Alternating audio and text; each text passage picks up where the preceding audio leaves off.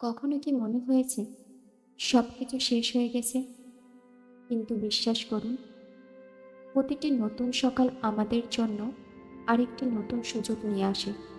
আজকের গল্পটি ঠিক সেই কথাই বলে। একটা মেয়ে ছিল, নাম তার মেঘলা। ও খুব স্বপ্নবাজ ছিল। প্রতিদিন ডায়েরিতে নিজের স্বপ্নগুলো লিখত। কিন্তু কিছুদিন ধরে মেঘলার খুব মন খারাপ ছিল। ওর মনে হতো, আমার স্বপ্নগুলো কি কোনোদিন পূরণ হবে? একদিন ওর দাদু ওকে বলল, জানো মেঘলা, প্রতিটা নতুন মাস মানে আল্লাহ তোমাকে নতুন একটা সুযোগ দিয়েছেন। পুরানো মাসে যদি কষ্টও পেয়ে থাকো, নতুন মাসে নতুন করে শুরু করো। ছোট ছোট পদক্ষেপ একদিন বড় সফলতা হয়ে ধরা দেয়। মেঘলা জানতো পথটা সহজ না, তবে বিশ্বাস করত আল্লাহর উপর ভরসা আর নিজের পরিশ্রম থাকলে একদিন তার স্বপ্ন সত্যি হবে।